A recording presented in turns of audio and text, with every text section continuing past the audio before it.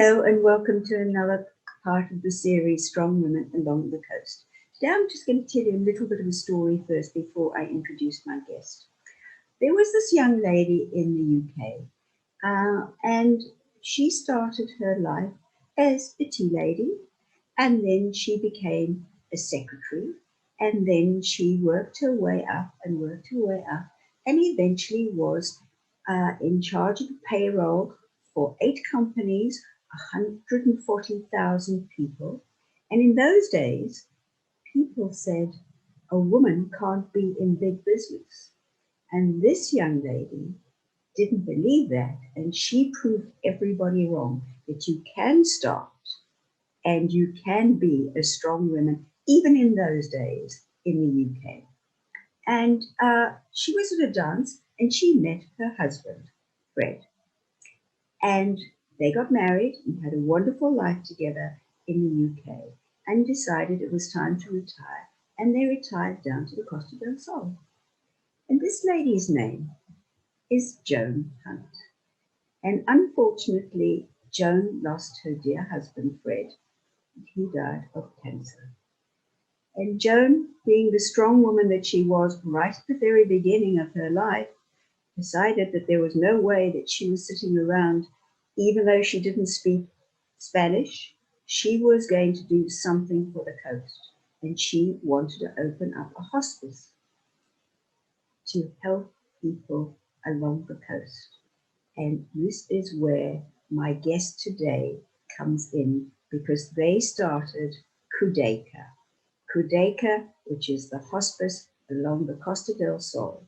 And although most people on the Costa del Sol know about Cudeka, this program goes out worldwide, and I want everybody to know about Cudeka, Joan Hunt, and also Dr. Marisa Martin, who is the Chief Executive and Medical Director of Cudeka, and she is my strong woman along the coast today. Well, Marisa, it's been such a long time since we have seen each other. My goodness me, how things have changed along the coast. And as you heard the intro I gave about Joan Hunt, our darling Joan Hunt, and what I did omit to say, now she is Joan Hunt OBE. That's true, that's and true. Really so well deserved. But I want to go back, because when I met you, you and Joan were just starting Cudeka. And wow. I want to know how you and Joan got together. Well, it's, as you say, first, thank you for the intro, because she is an incredible lady. She's wonderful. And I've had the immense, fortune to have met her many years ago. I met her, as you know, when I was caring for her husband, Fred Hunt. That was back in 1991, Sandy. So long time ago. And it was, Joan Hunt is special from the moment you see her. Absolutely. She's got something about her that, she looks very fragile, but then she's got this strength that is contagious in a way, right? And her enthusiasm. She's small, but my goodness, she pushes a punch, and she gets things done. That's right. So we cared for her husband, and she was really stressed, because her husband was diagnosed of a tumor cancer. Several cancer, brain cancer, and they put him into a big hospital, and he was very stressed, not only because of the illness itself, but because of the environment. They didn't understand the language. He didn't understand what was going on. And she had a neighbor that was a nurse at the hospital where I was working as a doctor. And we had just set up the year before the first palliative care unit in Malaga. So we were just beginning. We had been over to UK, to the hospices. We had been learning about how to set up end-of-life care.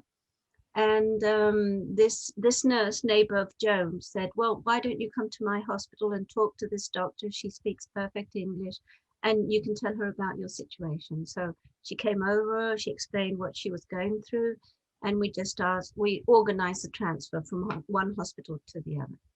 And that's how I got to know Joan. We cared for Fred, not for very long, unfortunately, but we were able to bring him to ease and to make him more peaceful and control his pain, and everything was settled in a better way. And Joan always says that she talks about the dramatic change. She calls it the dramatic change from being in that big hospital, really not knowing what to do, and coming to my little, very, very small hospital and poor hospital in a way. But they were able to understand us. We were able to speak in English to them. We were able to control the symptoms, and we were able to accompany them until the end. So that's how it may have been small, but it was filled with love. It was. We were very enthusiastic young people, doctors, nurses, auxiliary, the psychologists. We were all beginning and learning, and perhaps we did more from our heart than from our knowledge at that stage, I must say, because it was early days.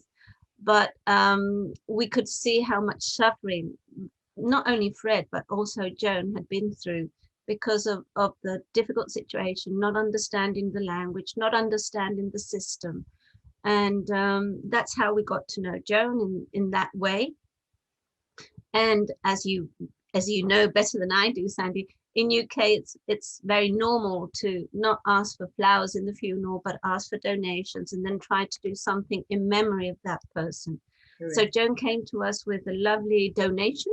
We were so excited when she came back and said, I have this donation. And what I want to do is that you make this little unit look a bit more homely, more nice for the people. It was very rutty in a way. So she asked us to do this, and she always says that it was my fault because instead of just taking in the money and forgetting about everything, I told her, well, Joan, I think you're going to be the one that has to buy the curtains and buy the things, because if not, it will just come into the hospital and the hospital will use the donation, but it won't come to us.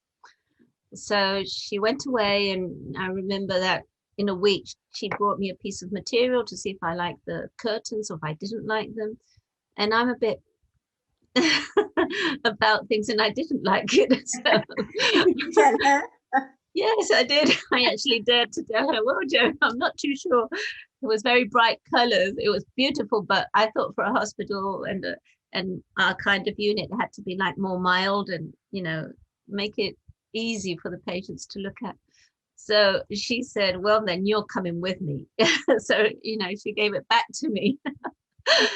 And so we went out together to buy the curtains, and I began to have a different type of relationship with her then, because of course I had been the doctor who cared for her husband, but now I was getting to know the lady. I was getting to know Joan, right? And we had a good time together, choosing the things and putting it all together. And I remember the excitement in the nurses, the auxiliaries, when we had it all set up. We had lovely curtains, we had lovely bed dresses, and some pictures on the walls, and we thought it was really nice. And we were excited because Joan was going to come to see the results, and everybody was nervous. And Joan came, and I could see the disappointment on her face. Oh, no. Yeah, yes. And so I said, wow, what's the matter, Joan? You don't like it? And she says, well, this isn't exactly what I imagined, Marisa.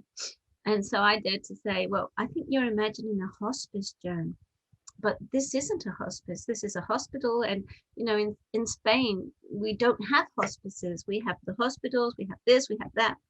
And the truth is, it's not going to be there's not going to be a hospice in Spain. That's not the way palliative care is going to grow here. And she went home, and the following day she said, why can it not be? I think you've said something like that before when we were chatting, right? She says, I don't understand why you think it can't be, Marisa.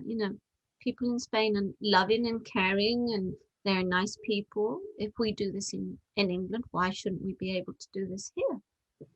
And I said, well, I don't know, Joe. And she says, I'm going to do it. I'm going to do it. And then she asked me if I was going to come along. So that's my story with Joan. So and ups and downs from the beginning.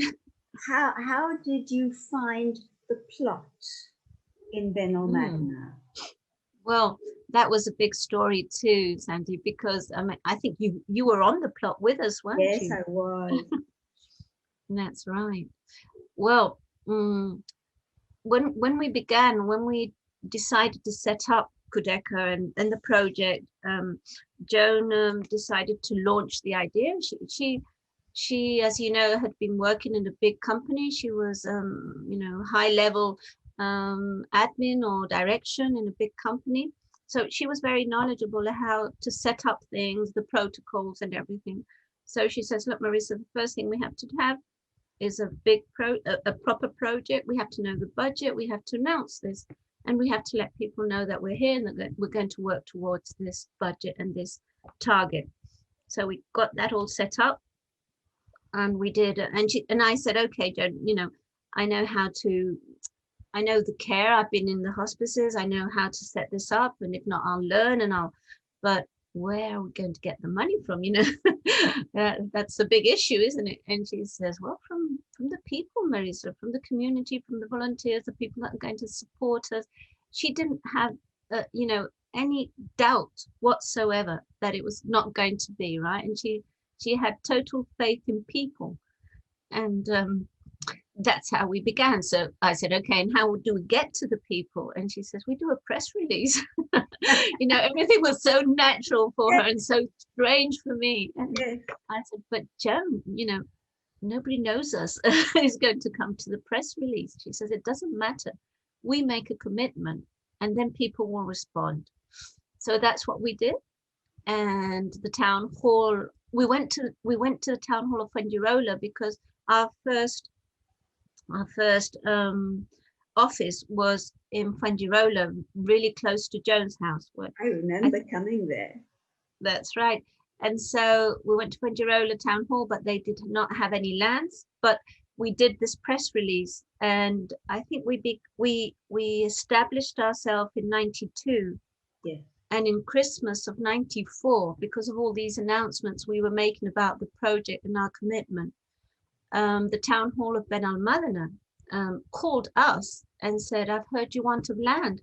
Well, come along, we're going to talk about it. So that's how we began to have a plot of land in Ben Almadena. Oh, on that corner. It's unbelievable. But they came to you. They also had the foresight of seeing or hearing the buzz, and they wanted to be involved.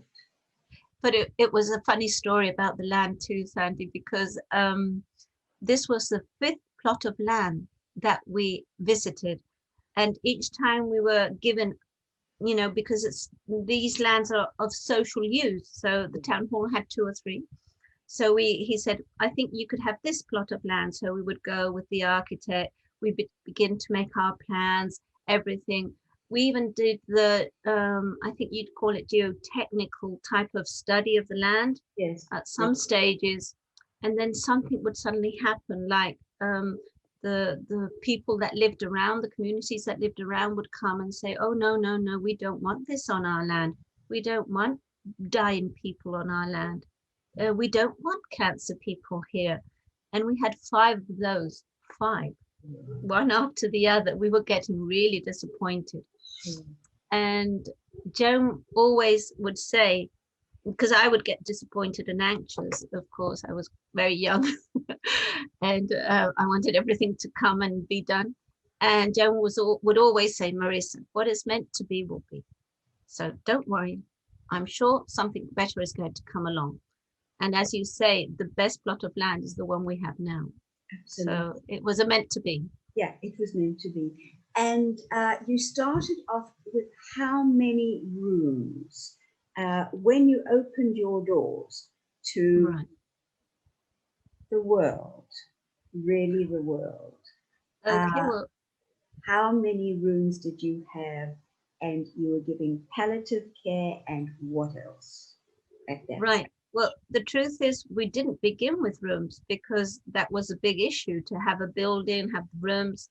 So I remember Susan Hannum, the nurse that began the project with us too, and I with the architect, we decided to go to England to visit the hospices to really see how to begin the project, because we knew We wanted home care, we wanted a daycare center, we wanted an inpatient unit with beds, but we didn't really know how to begin and where to begin. So we visited the hospice, and that was one of our questions always. Where would you begin? Where would you begin? And at the end, the truth is we didn't follow what they said. We followed, but still we needed to hear it, right? We decided to begin with home care because that was the need. I remember, Joan, we did this press release, and of course we didn't have anywhere, we didn't have an office or anything at that stage. So Joan gave her home care number, and people would call her and say, okay, well, you know, I want to help, I'll be a volunteer, just let me know, get me on your list, or I'll do some raffle for you. And everything was really good. But then also people would call and say, I've got cancer, nobody's caring for me, what are you going to do, can you help me? And I remember I was working in the hospital, of course, and Joan would call me and she said, I've heard this lady call me, and what are we going to do now? I said, well, we're going to go and see her, Joan. That's what we're here for. So that's why we knew that we had to begin with home care. We had to begin giving care immediately, really, and we couldn't wait like 5 or whatever years to come to begin to have to be able to care for them only in the hospice. So we set up the statutes and the association in 92. And in 94, we had enough money to contract our first nurse, our first, it was funny because I was, with Joan, I've learned so much because I'm always wrong. No, and she's always right. But I remember saying, Joan, we've got money, well, let's contract the nurse that can, you know, can control all these phone calls you're getting, and then in the afternoons I can go with her to visit the patients. And she says, oh no, Marisa, we have to contract an admin. We've got to control the money coming in, right? And you know, people have to rely on us, so we need to have, you know, our books have to be perfect. And we were discussing there what was first, right? And at the end we had enough money for both of them to be contracted, so we contracted the admin and the nurse at the same time. And that's how we began. We didn't begin with the beds, we began with the home care teams. Yeah, I remember you going to one lady who I actually came with you, and I saw the photograph of what she looked like in normal times as compared to what she looked like when we went in. And it was a shock. Of course. It really was. And that was quite honestly the first time I had ever seen that. Wow. And obviously I've seen it since then, but that was the first time I had ever seen it. So that was your home visit. When was the hospice finished sufficiently that patients could come in? Well, the land was given to us in 95, finally, although all this began in the Christmas of 94.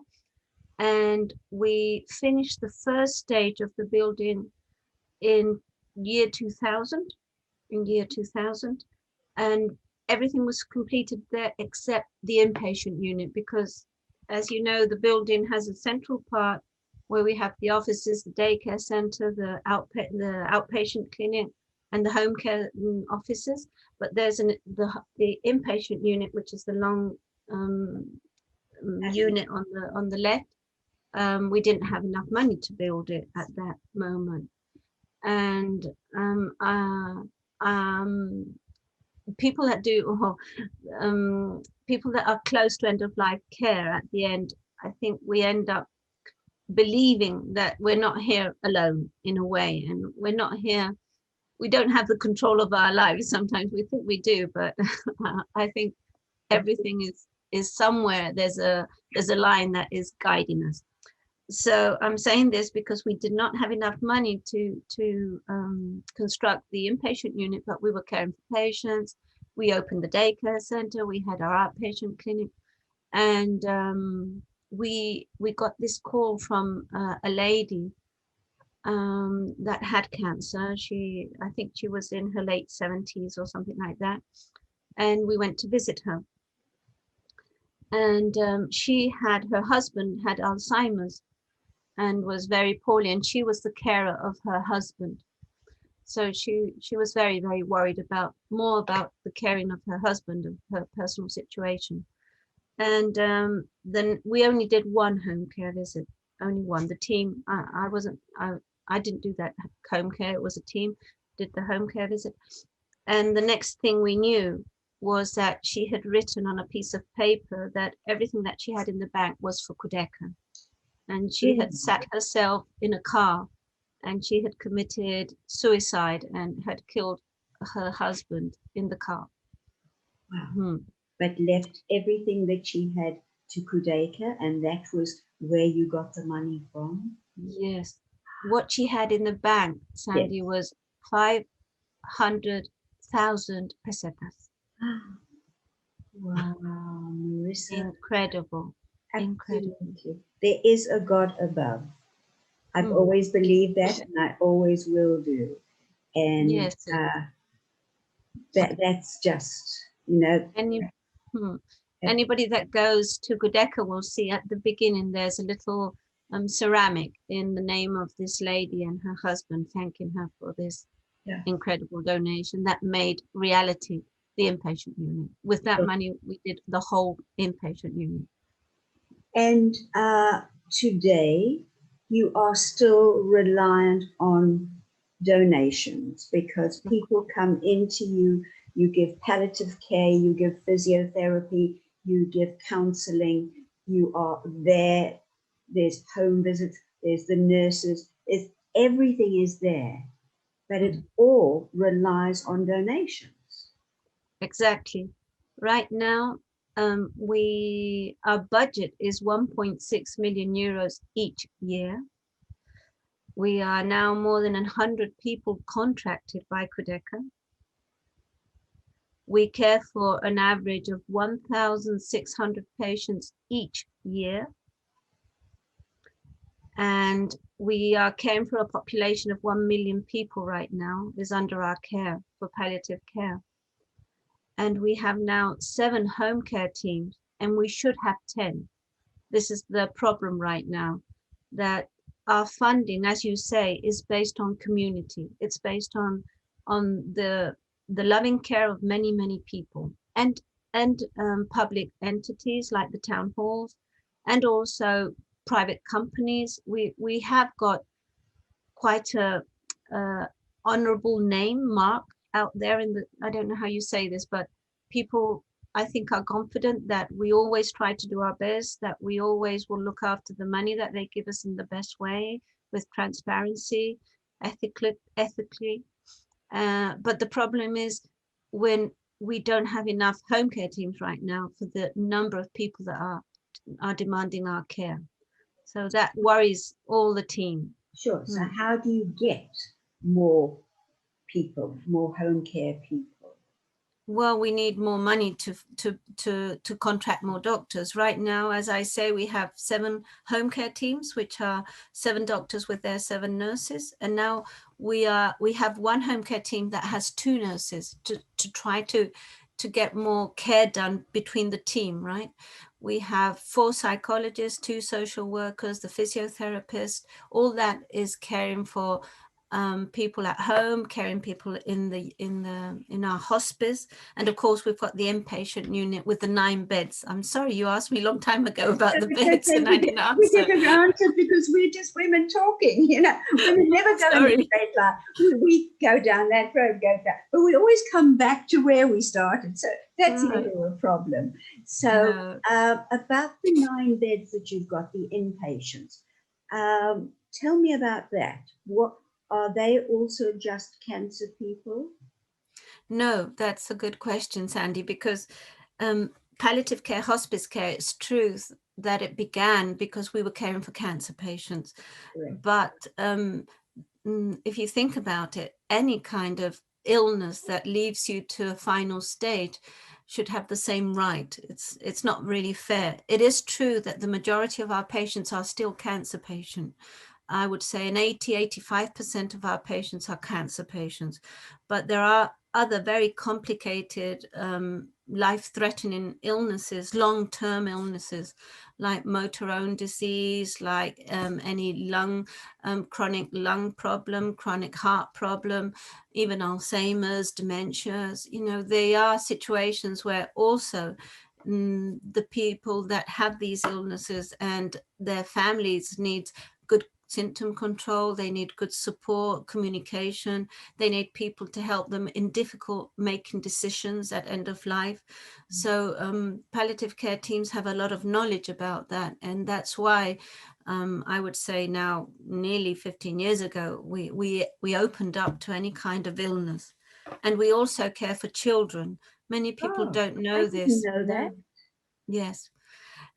We care for children any age, I'm afraid, because there are happily not many, but there are, you know, children that we care for and young people that we care for and have died with us in the hospice.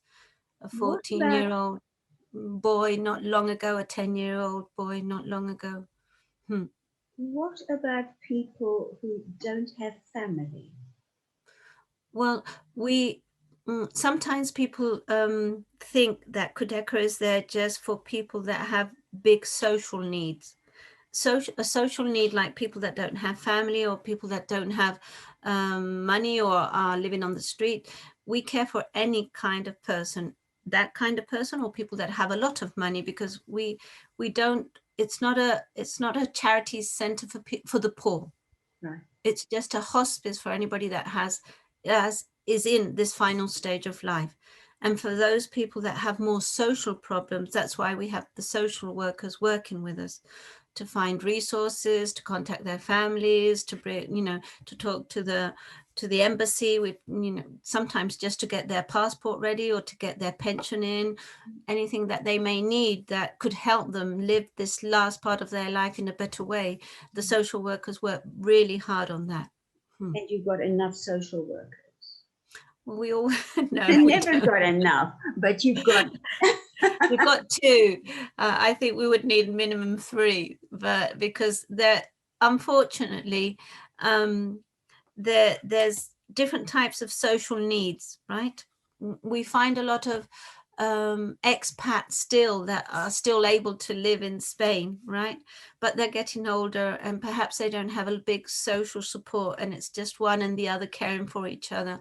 And sometimes they haven't been able to integrate into the Spanish community, and so they don't know their ways. Exactly what happened to Joan and Fred in a way, but Joan was a lady that found her way, right?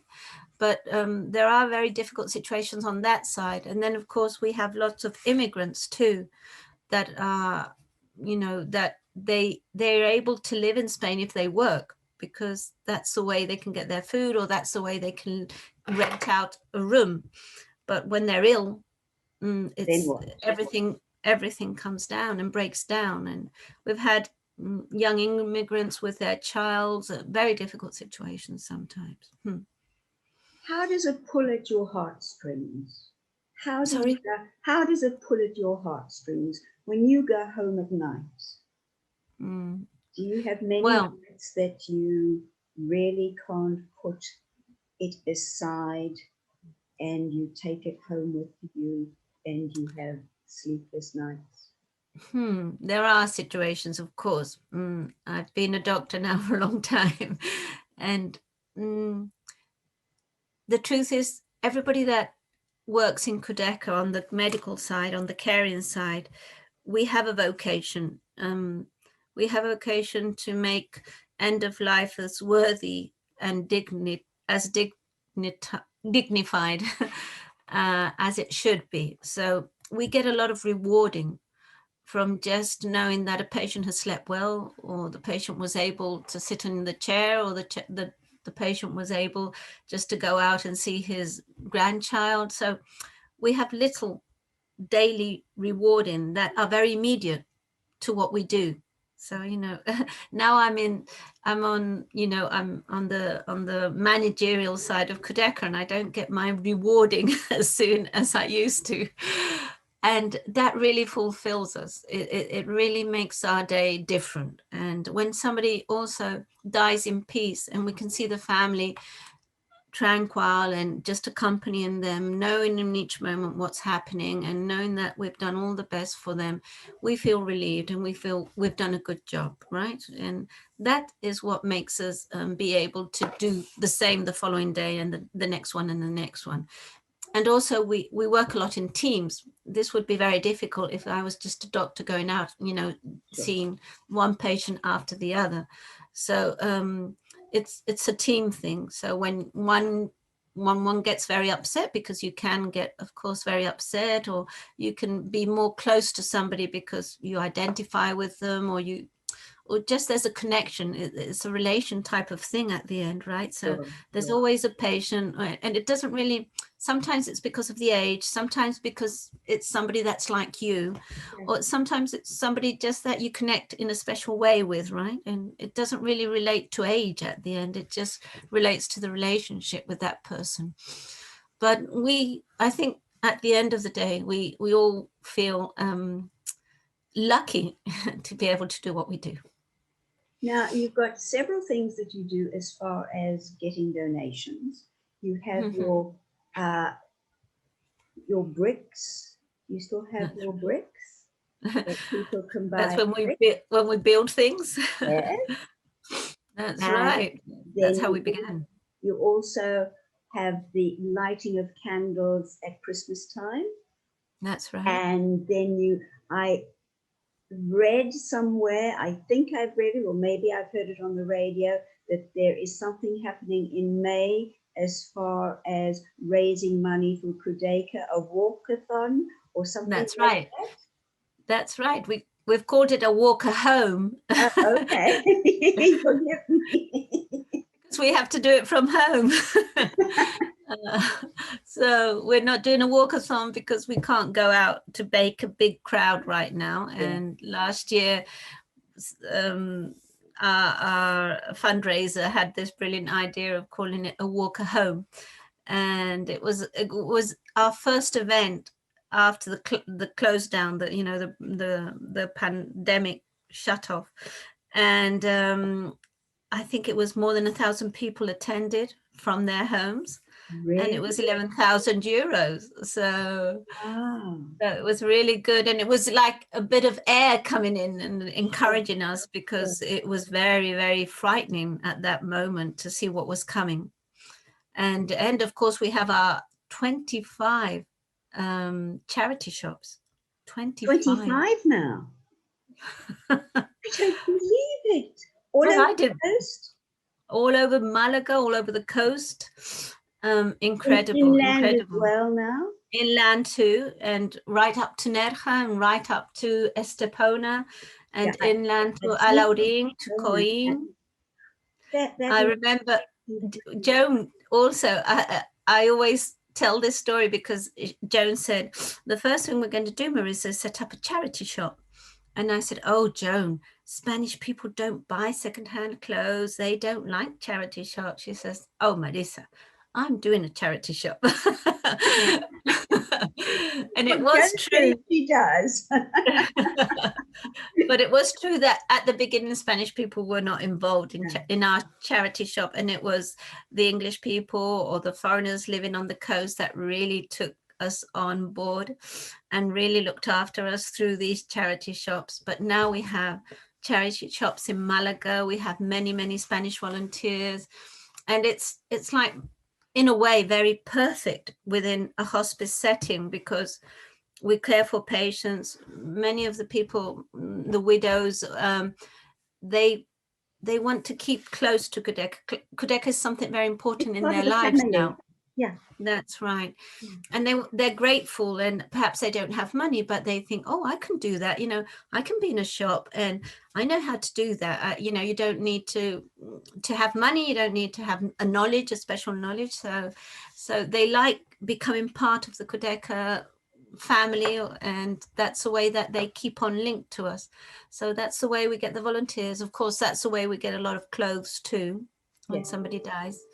And of course, people that want to support us can go and buy. So it's perfect. You've got 3 ways of collaborating. Absolutely. And you've also got your sunflower. That's right. Our sunflower. You've got your sunflower there. Okay. Now, finally, as far as the pandemic, how are you coping with that? And doing the home visits and okay, in the hospice and in your building, I'm sure that you have done everything that the government has asked you to do. But what about your team that goes out to the homes and does? Well, actually, we right now, each year we would do what we call our annual presentation, and we give back the results first to our board of trustees, then to our employees, and then to the public. That's the way we always do it.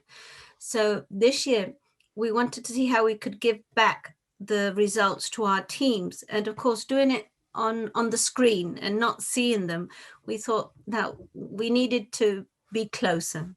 So this year we're doing small coffees, morning coffees, with a small team of 10 in a big in our training room where there's space for 25. So we're doing these coffees. And actually today and the day before and the day before, the people that were in the coffee from the home care team, they were explaining how they've lived this. And they were saying that they were grateful to be able, that we gave them all the kits they need of protection. And they were very grateful to be able to go out and visit these patients, because the emergency service were not going. The healthcare centers were not going. The patients were so afraid they would not go to the hospital. So they were alone, totally alone. And the nurses and the doctors kept on saying they were so grateful for having been able to go out to see them when nobody was on the road, when nobody was looking after them. So that's what they've said today. That was very rewarding. And they didn't have any fear about going into the homes as far as seeing the patients, because this is very scary. I think they were. Of course, they're young people. They have young children. Family. And we're doctors, but we're not heroes. The truth is, we're like anybody else. Heroes, but, you know, you don't show it the way we do. Right. But no, there was a lot of fear. There was a lot of uncertainty. And the only thing we could do was give them all the protection they needed and that they had immediately. And we gave them the freedom to organize the work the best they could. We totally were confident with them. And that's what they were saying today, that they were very thankful that we were confident and we relied on what was the best that they could do, that's what they would do. So I think they stayed at home 1 week doing telephone calls. And after that 1 week, they said, we've got to go and visit the patients. And they went out in their cars, and they went out with the best protection they could. Yeah, that's amazing. What's the future for Cudeka? We've always got lots of plans. Well, actually, we've got it's been a very contradictory year in a way, because we have a benefactor, Dr. Yusuf Ahmed. He's a very well recognized doctor from India. He's not a medical doctor. He's a doctor in chemistry. I met him yesterday. So you cannot believe this. I met him yesterday at an art gallery. Wow. What an incredible man. He's really... Bless you. Well, he's been supporting Cudeka now for more than 10 years. Each year he gave us a donation of 100,000 euros. And last year he said, because he knew that our project was to build a hospice, but also to build a training and research center for end-of-life care. Well, I don't even want to say much more, except what an incredible man. Yes. What an incredible gesture. And if anybody deserves it, my goodness me, Cudeka does, because you do so much for so many We people along the coast, and you've done it now for more than 25 years. And 30, nearly 30 now. oh, Marisa, it's been a joy to hear all about what you have gone through, what you have achieved, and what the future is, because the future is now with a bright star. It It really, is, it is. really is. And And this it's thanks to what Joan had is so clear from the beginning. It's thanks to the community, thanks to the volunteers, thanks to the good heart that she already saw much before I did, that people were going to be with us. this young girl who took the bull by the horns, started as a tea lady, and just went from step to step to step to step, and where she ended up in her life and what she has done. And if anybody deserved an OBE, Joan Hunt OBE, you certainly deserved it. And thank you for Cudeka, and thank you, Dr. Marisa Martin, for all that you have done and that you are still doing. And you have never aged a day. I don't know how you do it, but well, thank you. You're very kind, Sandy. Maybe it's just, maybe I need glasses. But what I see on the other side of the screen is youth, happiness, and positivity. And whatever Joan has got has rubbed off on you, but tenfold. And when you next see her, please.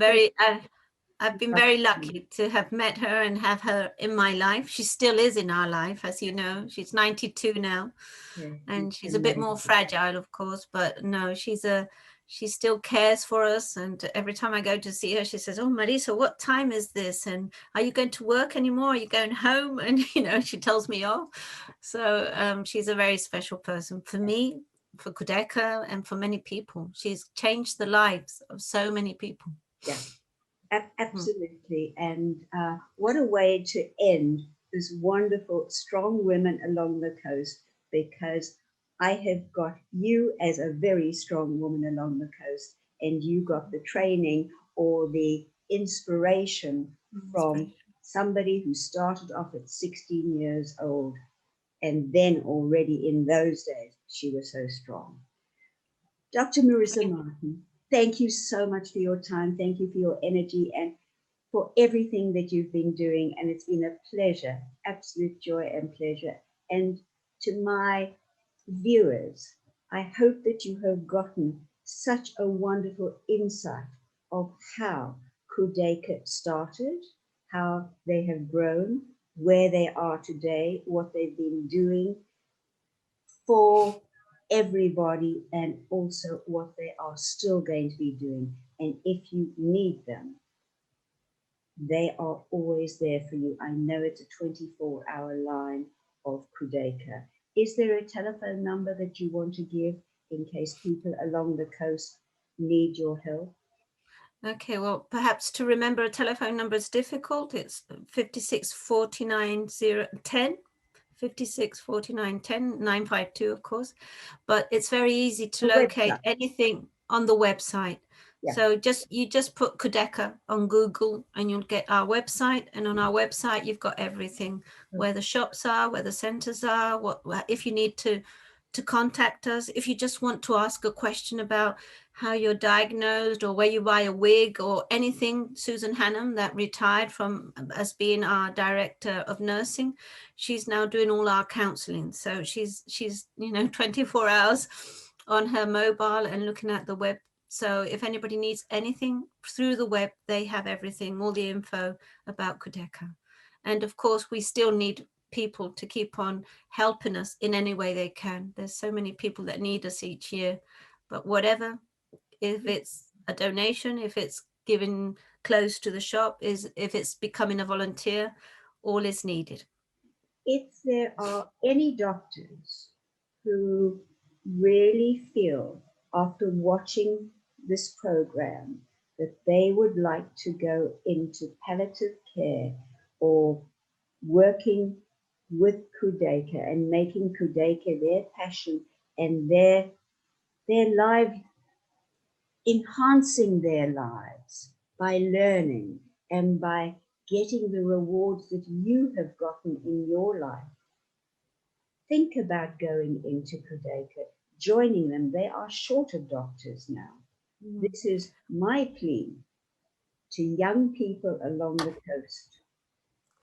If you are being trained as a doctor and you That's don't right. know the field, We have a master degree with the University of Malaga that's been running now for 10 years in palliative care, and it's Cudeka's palliative care master degree with the University of Malaga. So we're training many doctors to become good end-of-life care doctors.